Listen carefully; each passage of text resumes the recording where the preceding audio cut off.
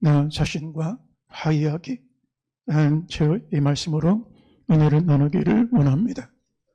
어느 가정의 한 남편이 지방에서 서울 올라와 대학을 졸업한 이후에 대기업에 취직하여 승승장구하며 성공적인 출세가도의 길을 걸어가는 그런 남편이 있었습니다. 겉으로 보기에 이 가정은 부족함이 없고 너무나 평범하고 또 행복해 보이는 그런 가정처럼 보이는 그런 가정이었습니다. 그런데 이 가정의 아내는 늘 시름시름 알아가면서 마치 종합병원처럼 온몸에 병을 짊어지며 그렇게 살았습니다. 얼굴은 혈색이 점점 없이 창백해지고 무슨 일을 하더라도 삶의 의욕이 사라진 채로 꺼져가는 등불처럼 그렇게 근근히 살아갔습니다. 그런데도 남편은 일 중독에 빠져서 일에만 몰두하고 직장에서 일 잘한다, 사람들이 인정하는 능력이 있는 그런 직장인으로 살았습니다. 일에 빠진 채로 남편은 한 번도 아내에게 작은 미소조차 주지 못했고 무표정한 얼굴과 무감각한 그런 모습으로 그렇게 지내면서 아내는 날로 수척해져가며 점점 병약해지는 그런 모습 가운데 있었습니다. 남편은 어려서부터 부모님에게 아내와 조근조근 말하는 것은 이것은 남자가 할 역할이 아니다. 아주 보수적인 유교적인 그런 고정관념에 젖어서 교육을 받아 성장했기 때문에 이 편견의 영향 때문에 신혼 초에도 아내에게 다정다감한 그런 말 한마디 건네지 못하고 무정하고 무감각한 그런 모습으로 지내는 남편이었습니다. 여성으로서 존중받지 못하고 아내로서 따뜻한 사랑에 목마르던 이 아내는 결국 마음에 병이 들게 되었고 마음에 쌓였던 분한은 그 몸을 잔인하게 망가뜨리고 말았습니다. 결혼 15년에 얻었던 결과는 아내는 몸을 가누지 못하고 병석에 젖어서 밥 한 그릇 제대로 먹지 못하는 수축한 모습으로 몸과 마음이 완전히 망가진 그런 모습 가운데 머물고 말게 되었습니다. 어느 날 남편이 아내를 문득 바라보니까 수저 한 그릇, 밥 한 그릇 제대로 먹지 못하는 아내의 수척해진 모습을 보고 모처럼 시간을 내서 큰 병원에 가서 종합검진을 받게 되었습니다. 그래서 담당했던 의사가 아내를 잠깐 나가라고 하고 남편에게 조용히 말하는데 당신의 부인의 병이 너무 심각해서 의사로서는 손쓸 방법이 없습니다. 이제는 기다리는 수밖에 없습니다 하고 남편을 돌려보냈습니다. 남편이 그 얘기를 듣자마자 지나간 13년 동안에 자신의 삶을 다시 한번 돌아보면서 말할 수 없는 후회가 회한이 밀어들기 시작하게 되었습니다. 이튿날 남편은 직장에서 일을 끝나자마자 일찍 자기 집에 돌아와서 평소와 달리 저녁에 자기 집에서 함께 가족들을 마주했습니다. 그런데 아내와 대화를 섞지 못하고 등을 돌리고 신문을 뒤적뒤적거리면서 그냥 그렇게 지내고 있는 것입니다. 그 다음 날에도 남편이 이른 저녁에 퇴근하고 돌아온 것을 보면서 평소에 이 남자가 하는 모습과 다르다. 아내는 이런 생각을 했습니다. 이 남자가 직장에서 잘렸나? 여러 가지 별의별 생각이 다 드는 것입니다. 그런데 그 다음 날 남편이 퇴근하고 돌아가서 신문은 뒤적거리고 등을 돌리고 있는데 그 등이 막 그렇게 크게 요동하는 그 모습을 보고 가까이서 보고 보니까 남편이 눈물이 가득 고이는 모습으로 침울된 눈으로 신문을 읽는 게 아니라 붙잡고 있는 남편의 모습을 보았습니다. 그 남편을 돌려놓고 아내가 물었습니다. 당신 회사에서 무슨 일 있어? 물었더니 남편이 울면서 침울된 눈으로 아내에게 울먹이면서 말하는 것입니다. 여보, 미안해. 그동안 내가 잘못했어. 내가 너무 당신에게 모질게 대했네. 당신에게 너무 가혹했네. 일한다는 것 앞세워서 당신에게 못할 짓을 했네. 그리고 하염없이 울고 있는 것입니다. 그런데 이 아내는 자기가 죽을 병에 걸렸다는 사실은 꿈에도 생각하지 못하고, 이 남편이 그래도 내가 이 어려운 질병이 있으니까 나를 그래도 염려하는구나, 저렇게 무심하는 남편도 내가 죽을 병에 걸려 있으니까 나를 이렇게 걱정해주고 있구나, 그리고 그동안에 마음의 원한을 품었던 거, 남편에게 애정을 가지고 있던 거, 한에 맺혔던 거, 응원해줬던 것을 풀기 시작하는 것입니다. 그리고 남편에게 내가 나도 잘못된 마음을 품었구나, 그 응어리를 하나씩 풀어내기 시작하는 것입니다. 이후에 이 두 부부가 저녁 때가 되면 하염없이 서로 바라보고 울고, 그 다음날 저녁이 되면 또다시 울고, 그래 2달을 계속 하염없이 울고 또 울고 울면서 지냈습니다. 그런데 이상한 일이 생겼습니다. 한 2달 정도 지나니까 병원의 말대로 하면 벌써 죽음 송장이 되어야 되는 그런 아내인데 얼굴에 화색이 돌기 시작하는 것입니다. 전에는 앉아있는 것도 힘들었던 아내인데 기력이 회복되기 시작합니다. 음식에 대한 입맛이 돌기 시작합니다. 그리고 체력이 회복되기 시작합니다. 남편이 이 아내를 데리고 그 담당했던 의사를 찾아갔습니다. 담당 의사가 아내를 꼼꼼히 진찰을 하고 검사를 한 이후에 환하게 웃으면서 이렇게 말을 건넸습니다. 축하드립니다. 부인에게 기적하던 일이 일어났네요. 의학적으로는 무슨 영문인지 모르겠는데 부인의 병이 흔적도 없이 다 사라졌습니다. 완전히 정상이 되었습니다. 어떻게 된 이유인지 저는 영문을 모르겠습니다. 13년 동안의 무정한 남편에게 사랑받지 못한 채로 마음의 원한, 응어리진 모습으로 살았는데 이 상한 영의 응어리가 풀리니까, 상한 영이 풀리니까 마음도 치유되고 몸도 회복되는 기적 같은 일들이 일어나게 되어지는 것입니다. 사실 우리가 병들게 하는 것은 상한 마음에서부터 오는 것이 대부분이라고 할 수가 있습니다. 어떤 조사를 보니까 놀랍게도 70% 이상의 입원 환자들은 마음의 병에서부터 온다. 생각이 병들거나 마음이 병든 데서 육체적인 중한 병들이 찾아오고 사망에 이르게 된다는 그런 보고를 내는 것을 볼 수가 있습니다. 잠언 17장 22절 말씀을 보니까 마음의 즐거움은 양약이라도 심령의 근심은 뼈를 마르게 하느니라. 몇백만 원짜리 보약을 먹고 산삼을 먹는 것보다 마음의 즐거움이 양약이라는 것입니다. 만병을 그릴 수 있는 것이 마음의 즐거움이라는 것입니다. 그러나 심령의 근심은 뼈를 마르게 하느니라. 영이 상하거나 마음이 상하면 몸과 삶이 함께 망가질 수밖에 없음을 볼 수가 있는 것입니다.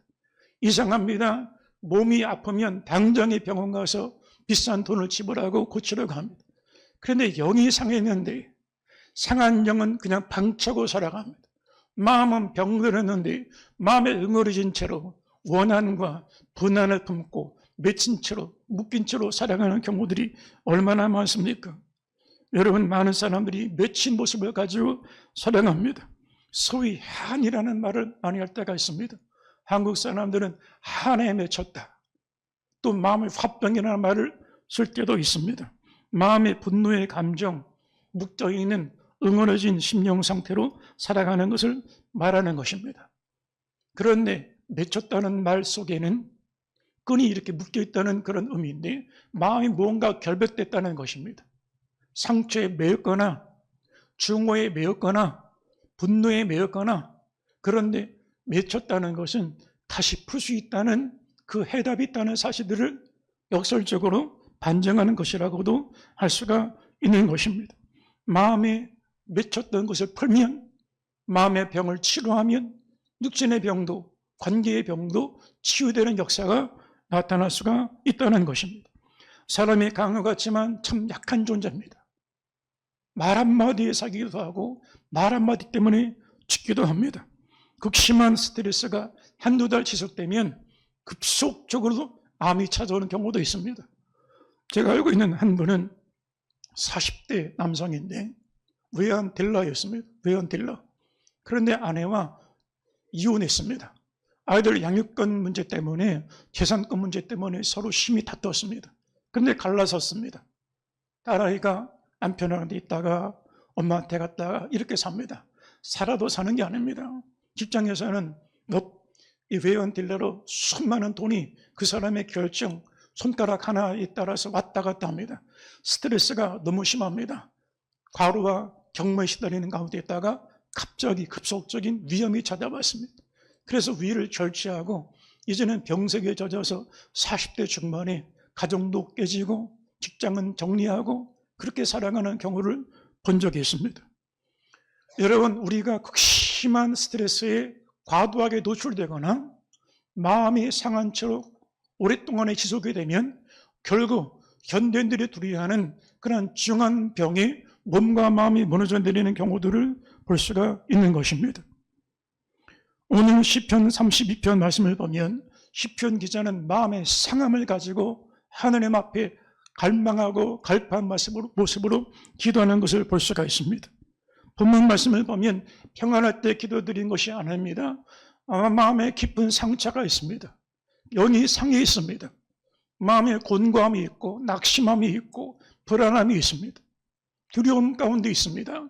그 가운데 기록된 시라고 할 수가 있습니다. 본문 3절을 보니까 사람들이 종일 내게 하는 말이 내 하나님이 어디 있느냐 하오니 내 눈물이 주야로 내 음식이 되어도다. 내가 전에 성의를 지키는 무리와 동행하여 기쁨과 감사의 소리를 내며 그들을 하나님의 집으로 인도하였더니 이제 이 일을 기억하고 내 마음이 상하는도다. 내 영혼아 내가 어찌하여 낙심하며 어찌하여 내 속에서 불안해하는가. 우리는 기계가 아닙니다. 우리는 로봇가 아닙니다. 죄의 종이라도 마음 상할 때가 있고 마음의 염려와 낙심이 찾아올 때가 있습니다. 다윗이라도 고라 자손이라도 거룩한 성가를 드렸던 예언의 영에 사로잡혀서 주님 앞에 찬송의 직분을 감당했던 성직자라 하더라도 마음에 염려가 있고 불안이 있고 낙심이 있고 상한 영으로 찾아올 때가 있음을 말씀하고 있는 것입니다. 그는 이렇게 고백하고 있습니다. 사람들이 하는 말이 내 하나님이 어디 있느냐? 네가 하나님 믿는데 도대체 네가 나은 게 뭐가 있냐? 예수 믿는데 왜 이렇게 어려운 일들이 많냐? 네가 교회 다닌 다음에 나아진 것이 있냐? 믿음이 있다고 하는데 왜 이렇게 염려하고 걱정거리들이 많냐? 라고 사람들에게 공격을 받는다는 것입니다. 사람들이 날카로운 칼날보다 더 날카로운 혀끝으로 그를 공격을 합니다. 여러분, 가장 날카로운 것이 혀끝입니다. 창끝보다 칼끝보다 더 날카로운 것이 이 사람의 혀끝이라고 할 수가 있습니다. 혀끝으로 뵐 수 없는 것이 없습니다. 가정에 배임을 당합니다. 내 사랑하는 가족들, 지인들, 이웃들을 뵐 수가 있습니다. 그것으로 가정을 베고 교회를 베고 내 인생을 망가뜨릴 수가 있는 것입니다. 여러분, 면도칼에 베이면 치료하면 다시 상처를 봉합하면 일주일이면 큰 수술을 해도 살이 온전하게 되었습니다. 그런데 혀끝에 베인 것, 사람들에게 공격받고 말로 공격받은 이 마음의 상처는 10년 지나도 10년이 지나도 상한 영은 회복되지 않습니다. 지금 시편의 기자는 과거의 아픈 기억을 가지고 말하고 있습니다. 과거에는 성령으로 충만했습니다.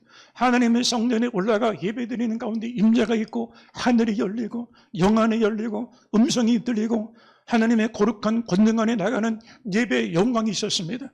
그러나 지금은 영이 상해버렸습니다. 영이 눌려 있습니다. 영이 묶여 있습니다. 예배 기쁨을 잃어버렸다는 것입니다. 기도의 감격을 상실했다는 것입니다. 교제의 능력을 상실했다는 것입니다. 전에는 성전 올라가는 것이 기쁨이었는데 이제는 성전 올라가도 괴롭습니다. 예배가 막혀있다는 것입니다.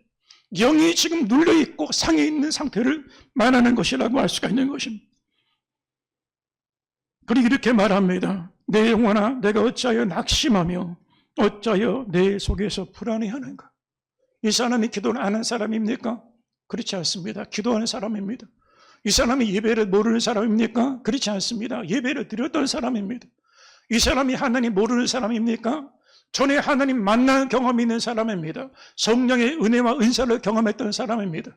그러나 지금은 영이 상해버렸고 마음이 병들었고 심령이 근심하고 낙심하는 상태에 있다는 사실들을 말씀하고 있는 것입니다.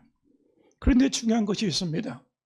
사람들이 상처를 받을 때 그 상처를 상처로 그대로 받아들일지 아니면 상처를 하느님 선물로 해석하여 받아들일지는 믿음의 여부에 따라서 다른 방법으로 수용하는 것이라고 할 수가 있는 것입니다. 예를 들어 보겠습니다. 소금물에 맨손을 넣으면 하나도 아프지 않습니다.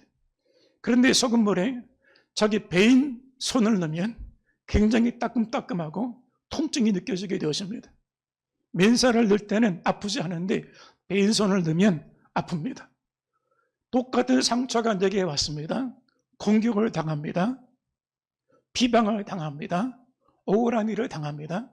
근데 우리 마음을 열지 말지는 믿음의 선택에 달려있는 것입니다. 그냥 내가 상처받았다, 나 자존심 상했다, 섭섭하다, 나는 원통하다, 억울하다, 분한으로 받아들이는 것은 본인의 믿음의 여부입니다. 성령 안의 믿음으로 이것을 상처로 받아들이는 사람은 그것이 나에게 상처가 되지만 은혜로 받아들이는 사람은 상처가 아니라 사명으로 바뀌어지는 역사가 나타나게 되어지는 것입니다. 똑같은 고난인데 어떤 사람은 고난이고 어떤 사람은 그 속에서 주의 영광을 봅니다. 똑같은 십자가인데 믿음으로 해석하지 않고 상처를 마주하면 나 섭섭하다, 나는 억울하고 분해서 못 살겠다, 분함이 응어리가 내 안에 열불이 올라옵니다. 그런데 내 안에 믿음을 가지고 성령의 은혜 안에 상처를 대면하면 그렇지, 십자가는 나를 부르신 사명이지, 십자가는 내가 배반을 당하고 침뱉음을 당하고 뺨을 얻어맞고 온몸을 두들겨 맞고 벌거벗김을 당하고 죽임을 당하고 무찌를 당해도 이것은 소명이지, 사명이지, 사명으로 받아들일 수가 있게 되어지는 것입니다. 우리나라는 분단의 아픔을 가지고 있습니다. 그런데 분단의 역사를 기록할 때 역사의 해석에 따라 한쪽에서는 분단을 아픔이라 말합니다. 그런데 한쪽에서는 분단이 이 시대의 사명이라고 해석하는 역사를 기록해 나갈 수가 있는 것입니다. 우리 이 자리에 있는 성도 가운데 아픔이 없는 사람이 누가 있겠습니까? 억울하고 분한 일이 없는 사람이 누가 있겠습니까? 그러나 똑같은 억울함이고 똑같은 분함이고 똑같은 상처인데 내 마음을 어떻게 열지 닫을지에 따라서 이 마음을 열고 닫는 것은 누구의 권한이 아닙니다. 하나님 우리 가운데 자유의지를 주셨습니다. 이것을 상처로 받아들이면 그것은 더 깊은 마음의 골이 되고 응어리가 될 것이고, 내 마음을 은혜로 열면, 은혜 안에 이것을 받아들이면 그 상함이 또 다른 사명이 되고 은총이 되고 선물이 되고 변하여 하나님의 축복이 될 줄 된다는 사실을 믿으시기를 주의 이름으로 축원합니다. 할렐루야. 여러분, 이 세상에 가장 멀고 먼 곳이 어딜까요? 가장 먼 곳이 서울 브라질일까요? 그렇지 않습니다. 다친 사람의 마음입니다. 사람의 마음이 다치면 그보다 먼 게 없습니다. 서울 브라질 한 25시간, 30시간이면 갈 수 있습니다. 마음이 다치면 10년이 지나도 그 마음속에 못 들어갑니다. 20년 지나도 못 들어갑니다. 화해하지 못하고 살아가는 사람의 마음이 가장 먼 곳이라고 할 수가 있는 것입니다. 화해가 없이 서로 외면하고 등지고 살아가는 사람과 사람의 거리는 이 세상에 가장 멀고 먼 곳이라고 할 수가 있는 것입니다. 여러분, 남북 간의 서울 평양은 차로 100km로 가면 2-3시간이면 갈 수가 있습니다. 그런데 지금 70년 동안에 서로 미워하고 서로 증오하고 원한을 품고 살지 않습니까? 그러니 70년 걸려도 못 가는 그런 땅이 되고 말았습니다. 여러분, 우리가 복음을 들고 지구촌에 가서 선교할 수 있습니다. 그런데 여러분, 정작 내 옆에 있는 사람, 내 가까운 가족과 마음에 담을 쌓고 살아갈 수가 있습니다. 그런데 그 담을 누가 만들었을까? 내가 만든 것입니다. 누가 만든 게 아닙니다. 결국 화해하지 못한 내가, 가족과가 아닙니다. 이웃이 문제가 아닙니다. 내가 내 자신의 담을 쌓고 내 자신의 성벽을 올리면서 나를 거룩하면서 사람들과 멀어지고 내 자신에게서부터 멀어진 것이라고 할 수가 있는 것입니다. 여러분, 이 세상에 가장 가까운 사이가 부부입니다. 부부보다 더 가깝고 친밀한 사이는 없습니다. 그래서 한 몸이라고 그러지 않았습니까? 그런데 이 한 몸이 멀어지면 지구상에 이보다 먼 사람이 없습니다.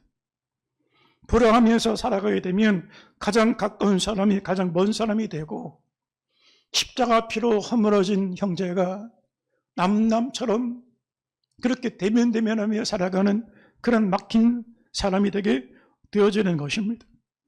여러분, 예수님 믿는데 수십 년 지나도 용서를 모르고 살아가는 경우가 있습니다.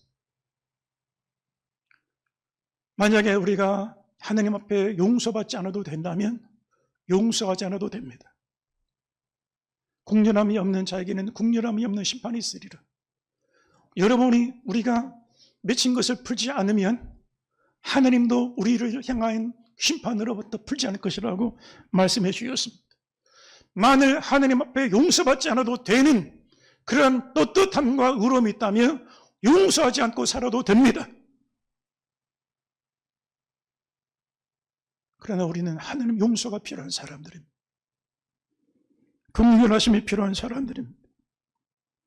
하나님과의 화해가 필요한 사람들입니다. 하나님과 화해가 없이 살아가면 평생 누구를 만나도 진실하게 만날 수가 없습니다. 그냥 그런 척 가면을 쓰고 만나야 되는 것입니다. 이 세상에 가장 불행한 사람은 누구냐? 병이 들고 삶이 어렵고 즐거워 또한 연단 속에 있는 사람이 아니라 화해하지 못하고 사는 사람이라고 할 수가 있는 것입니다.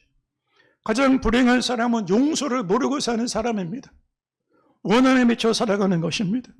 이보다 고통스러운 인생이 없습니다. 얼마나 지옥 같은 인생이 있겠습니까?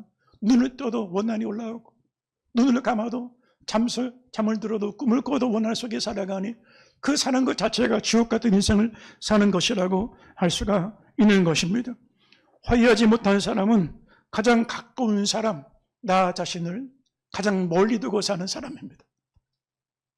내가 나와 함께 하지 못합니다.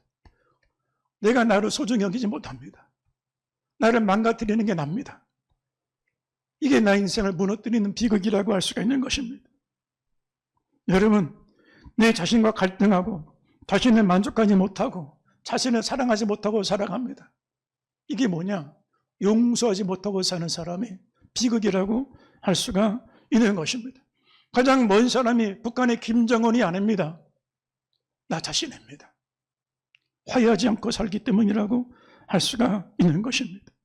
우리 사회가 불행해지는 이유는 경제적인 소득이 어려워서가 아닙니다. 현대자동차가 연봉이 부족해서 그렇게 쌈박질하고 살아갑니까? 국회가 여야가 경제적인 대우가 부족해서 서로 원수처럼 지내며 척을 지고 살아갑니까? 우리나라 지도자들이 사회적인 대우와 존경을 못 받아서 그렇게 불행하게 살아갑니까? 화해가 없이 살아가기 때문에 지옥처럼 살아가는 모습이라고 할 수가 있는 것입니다. 화해하지 않고 살아가기 때문에 불행한 것입니다. 완벽주의, 율법주의자로 살아갈수록 자신과 화해하지 못하고 살아가는 사람들이 많습니다. 자기 애가 강한 사람일수록 자기 자신에 대하여 가혹합니다. 100가지를 잘했는데 한 가지를 못하면 그 한 가지 트집잡는 사람이 완벽주의입니다. 근데 이렇게 완벽주의로 살면 본인도 피곤하고 주변 사람들이 다 피곤합니다. 그러니까 다른 사람 평가하는 사람, 평론하는 사람처럼 참 어려운 인생을 사람들이 없습니다. 제가 고등학교 때 그 국어과 교사는 분 중에 평론가로 시상을 받았어요. 상을 받았어요. 그런데 어떤 분이 그 얘기를 하더라고요. 세상에 가장 피곤한 직업이 어떤 직업이냐? 난 평론하는 직업이라는 거예요. 처음부터 끝까지 다른 사람 다 평가하고 있어요. 점수 매기는 인생을 살아요. 얼마나 피곤하겠어요. 100가지를 잘해도 한 가지 못하면 만족이 없는 거예요. 그래서 자기 애가 강한 사람, 완벽주의자일수록, 성공주의자일수록 내가 싫다는 거예요. 자기 자신이 엄격하게 평가를 내리니까 만족이 없는 거예요. 다른 사람이 볼 때는 부족함이 없어요. 다른 사람보다 몇백 배 잘 살아요. 근데 본인은 불행하다는 거예요. 왜요? 그 한 가지가 부족하기 때문에 만족이 없다는 거예요. 율법주의는 율법의 613가지 중에 612가지를 시켜도 한 가지를 어기면 죄라고 말합니다. 그러니 율법주의적으로 신앙생활하면 교회 다녀도 행복하지가 않습니다. 늘 트집 잡는 거예요. 교회 생활 중에 100가지 중에 한 가지가 잘못돼도 그거 책벌해야 되고 그거 지적해야 됩니다. 그러니 이거는 믿음 생활이 아닙니다. 본인도 불행하고 교회도 불행하게 믿음 생활하는 것이라고 할 수가 있는 것입니다. 원칙주의자, 규칙주의자일수록 기준을 엄격하게 세울수록 내 기준, 내 신념에 부합되지 않으면 도저히 용납이 안 되는 것입니다. 그것은 본인도 불행하게 만들고 뒤에도 불행하게 만드는 것이라고 할 수가 있는 것입니다. 결국 자신과 화해하지 못한 사람은 누구와도 화해하지 못한 인생을 살게 되어지는 것입니다. 큰 것 때문에 화해하지 못하고 척을 지는 게 아닙니다. 별것도 아닌 것 가지고 작은 것 가지고 문제를 삼고 그것을 원수처럼 지내는 모습이라고 할 수가 있는 것입니다. 어떤 형이 동생을 쳐서 죽였습니다. 다른 나라 얘기가 아니라 우리나라 얘기입니다. 몇 달 전에 뉴스에서 나온 사건입니다.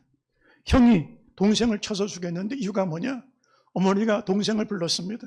그래가지고 동생한테 부르고 동생이 갔습니다. 그런데 형이 어머니가 자기 모르게 동생한테 돈을 준 줄 알고 동생을 쳐서 죽였습니다. 근데 동생 수중에 얼마가 있었냐? 5, 6만 있는 게 전부였습니다. 어머니가 자기 모르게 큰 돈을 준 줄 알고 동생을 쳐서 죽인 모습을 볼 수가 있는 것입니다. 잠언 17장 1절 말씀을 보니까 마른 떡 한 조각만 있고도 화목하는 것이 제육이 육손이 집에 가득하고도 다투는 것보다 나으니라. 다 가졌는데 화해하지 못하고 갈등하고 사는 지옥 같은 인생보다 부족해도 사랑하고 화해하고 사는 것이 낫다라고 말씀하고 있는 것입니다. 예수님은 이 땅에 죄와 사망의 짐을 짊어지시고 하나님과의 화해를 이루기 위하여 십자가를 지었습니다. 십자가를 통하여 하나님과의 모든 막힘남들을 허물어 주셨습니다. 할렐루야. 예수 십자가는 죄의 담장을 허물어 주셨습니다. 에베소 2장 14절 말씀을 보니까 그는 우리 화병이신지라 둘로 하나를 만드사 원수된 것 곧 중간에 막힌 담을 자기 육체로 허시고 그랬습니다. 예수님 자기 육체를 깨뜨려 담을 허물어 주셨는데 우리는 종교라는 이름의 담, 편견이라는 하는 이름의 담, 자존심이라고 하는 이름의 담, 내 억울하다는 원한이라는 이름의 담, 얼마나 많은 담을 쌓고 그 담 안에 갇혀 살아갑니까? 신앙생활은 하나님과 화목을 이루며 사는 것을 말합니다. 예수 믿고 사랑하는 것 동시에 내 자신을 소중히 여기고 내 자신과 화해하고 사는 것을 말합니다. 여러분, 내가 나를 사랑한 것 같지만 가장 나를 가혹하게 대하는 게 나 자신입니다. 이 세상에 가장 나에게 상처를 많이 준 사람이 누구냐? 납니다. 배우자가 아닙니다. 가장 나에게 모질게 대하는 사람이 누구냐? 납니다. 나에게 가장 많은 공격을 하고 못된 짓을 한 게 누구냐? 나입니다. 지금도 숨겨진 죄가 나를 누르고 숨겨진 원한이 나를 붙잡고 있는 것입니다. 그걸 풀어야 되는데, 내가 풀어야 되는데 풀지 못하니 내가 나를 죽이고 있는 것입니다. 다른 사람 때문이라 말합니다. 배우자 때문에 내가 못 살겠다 말합니다. 누구 때문에? 이웃 때문에, 직장 동료 때문에라고 말합니다. 그렇지 않습니다. 내 인생의 길에 내 발목을 잡는 사람이 누구냐? 나를 넘어뜨리고 쓰러뜨리는 사람, 내 인생의 발목을 잡는 사람이 누구냐? 결국 나 자신입니다. 어떤 의사가 꿈을 꾸는데 자기가 가는데 두건을 쓰고 이렇게 어떤 사람이 나를 따라오면서 발목을 이렇게 잡고 또 괴롭히고 나를 쓰러뜨리고 나를 공격하고 그러더라는 거예요. 그래서 내가 또 길을 가는데 그 두건 쓴 사람이 내 앞을 다 가로막고 넘어뜨리고 쓰러뜨리고 나를 그렇게 괴롭히더라는 거예요. 그래서 도대체 어떤 인간이, 그래서 두건을 벗겨내고 그 누군지를 보려고 해서 가까이 가서 두건을 탁 벗겨보니까 충격을 받았어요. 두건을 벗겨보니까 그 존재가 누구냐? 자기 자신이더라는 거예요. 결국 내가 내 인생을 발목을 잡았구나. 결국 내가 내 인생을 무너뜨렸구나. 여러분, 이 세상에 가장 만나기 어려운 사람이 있습니다. 청와대 윤석열 대통령 만나기 어렵죠. 백악관에 바이든 대통령 만나기 어렵죠. 그런데 그보다 만나기 어려운 사람이 한 사람이 있습니다. 누굴까? 나 자신입니다. 왜 그럴까요? 여러분은 상처 주는 사람 만나기를 원합니까? 만나면 좀 부담스러운 사람 만나고 싶습니까? 그런데 나에게 상처를 가장 많이 준 사람이 누구냐? 나입니다. 내 인생에 가장 버거운 짐이 되고 부담을 줬던 사람이 누구냐? 나입니다. 그렇기 때문에 사람들은 내가 나를 안다고 착각하고 살지만 나 자신 만나는 게 부담스러운 것입니다. 그래서 회개를 두려워하는 것입니다. 회개는 진실하게 벌거벗고 나가야 되는데 벌거벗고 싶지 않은 거예요. 무언가 좀 가면을 써야 되겠는 거예요. 포장해야 되겠는 거예요. 세상의 스펙으로 나는 사장인데, 나는 박사인데, 나는 국회의원인데, 나는 잘 나가는 사람인데, 그거는 포장지입니다. 포장지. 그건 알맹이가 아닙니다. 포장지 벗겨내면 아무것도 아닌 것입니다. 정태봉 씨의 작은 단상의 글 가운데 세탁소 얘기가 있습니다. 어느 날 새로 만든 신입 옷걸이가 들어왔어. 그랬더니 선배 옷걸이가, 야, 너 여기서 일하는 동안에 너 옷걸이라는 걸 잃어버리지 마. 나 옷걸이인데 무슨 옷걸이 보고 옷걸이라고 그러나. 괜히 선배가 얼차리 하는 것보다, 군기 잡으려고 그러는 것보다. 근데 또 다른 옷걸이가, 너 여기 있는 동안에 옷걸이는 사실 잃어버리지 마. 다른 모든 선배들이 그 말을 하는 거예요. 그리고 한 시간을 지났습니다. 한 주, 두 주 지난 다음에 그 선배들 말이 귀 들어오는 거예요. 여기 세탁소에 있는 동안에 세상에 별의별 옷을 다 입어봤어요. 법관의 옷도 입어보고, 화려한 연예인 아이돌의 가수의 옷도 입어보고, 유명한 사장, 대기업 회장의 옷도 입어봤어요. 그 옷을 입을 동안에는 어깨에 힘이 들어가고 막 뻐기고 싶고 내가 세상에 갑이 되는 것 같고 으뜸이 되는 것 같았어요. 그런데 날에 대해서 주인이 옷을 찾아간 다음에는 자기가 벌거벗은 모습은 옷걸이에 불과한 거예요. 지금 우리가 입고 있는 옷이 어떤 옷을 입고 있습니까? 세상에 사장의 옷을 입고 있습니까?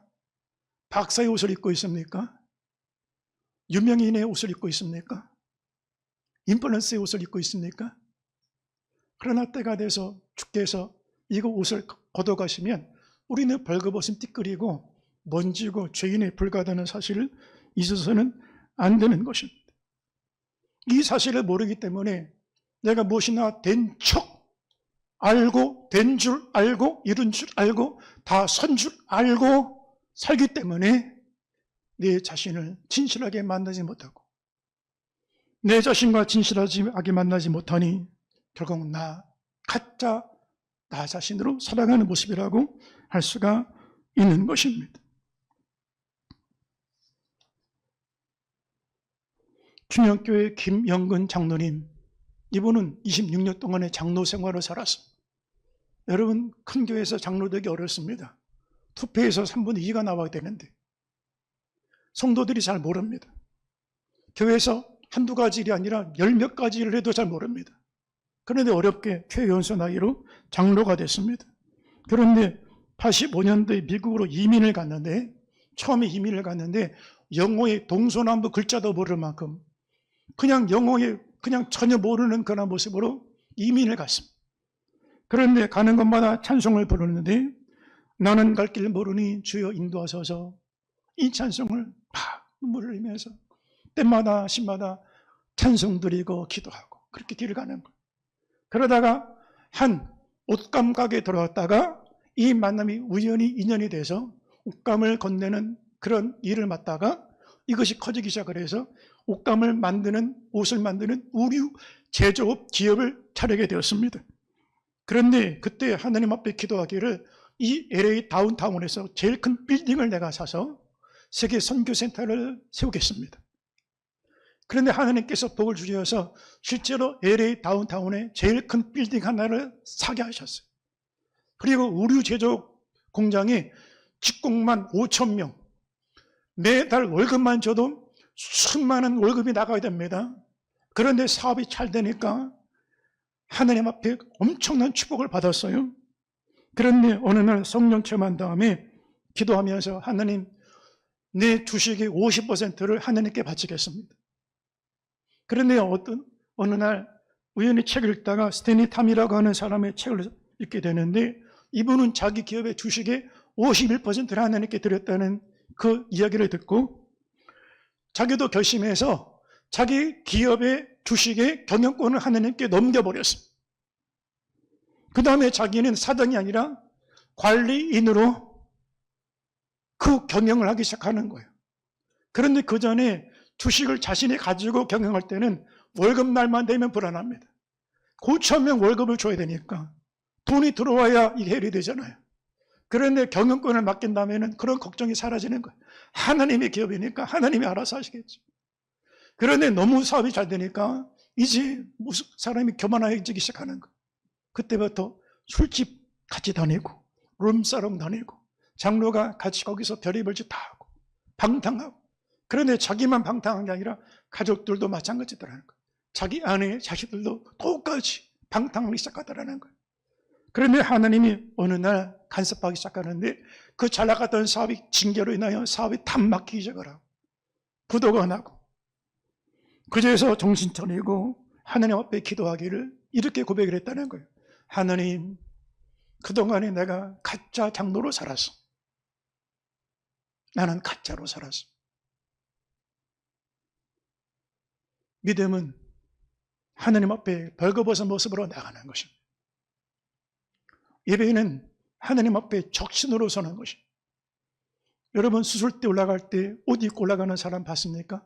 여기다 계급장 붙이고 신분증 붙이고 올라가서 수술 받는 사람 봤습니까? 수술대 올라갈 때는 서울시장이든지 대통령이든지 다 똑같습니다. 그냥 몸뚱아리 하나 가지고 벌거벗은 채로 들어가야 수술이 임하는 것입니다. 하나님 앞에 설 때는 이렇게 올라가는 것입니다. 예배 시간은 세상의 안무개가 아니라 죄인된 벌거벗은 영혼의 민낯 그대로 나가야 되는 것입니다. 그런데 하나님께서는 이 연약한 나를 내가 일을 잘했기 때문에, 내가 이런 유명한 사람이기 때문에, 내가 실력 있고 자격 있기 때문에가 아니라 있는 모습 그대로 내가 너를 사랑한다. 내가 넘어졌을 때 괜찮다고 말씀하세요. 쓰러졌을 때 붙잡아 주세요. 더러고 추한데 나도 내가 이 죄가 싫은데 가까이 오셔서 씻겨주세요. 기름 부어주세요. 너의 죄로 인하여 내가 피를 흘렸다. 내가 너를 용서했다. 다시 같은 죄를 범하지 마라. 말씀해 주시고, 더러운데 상처가 있는데 과거가 있는데 있는 나의 모습 그대로 받아주시는 것입니다. 사랑하는 성도 여러분, 지난날에 아픔이 있습니까? 지난날에 내가 실패했습니까? 지울 수 없는 부끄러운 죄들이 있습니까? 이 시간 주께서 말씀하십니다. 내가 너의 있는 과거 그대로 너를 사랑한다. 네가 실패한 그 모습 그대로 나는 너를 받아준다. 괜찮다. 다시 범죄하지 마라. 너의 죄보다 나의 용서가 크고 너의 실패보다 나의 은혜가 크다라고 말씀해 주시는 것입니다. 지난날의 상처, 지난날의 아픔, 지난날의 부족한 나와 마주대하는 믿음의 용기를 가질 수 있게 되기를 주의 이름으로 축원합니다. 오늘 본문 5절이 내 영혼아 내가 어찌하여 낙심하며 어찌하여 내 속에서 불안해하는가?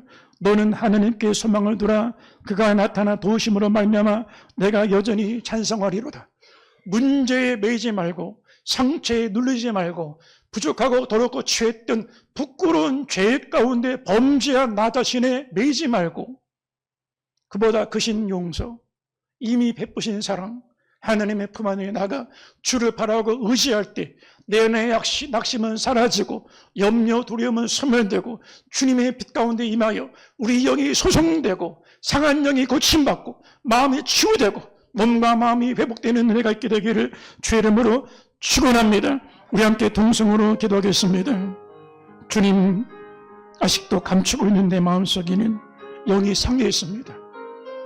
내 영이 눌러있고 예배를 드려도 답답하고 기도를 드려도 시원치가 않고 막혀있고 묶여있고 맺혀있고 마음의 원한과 분노함이 있어서 오늘 말씀을 들었습니다.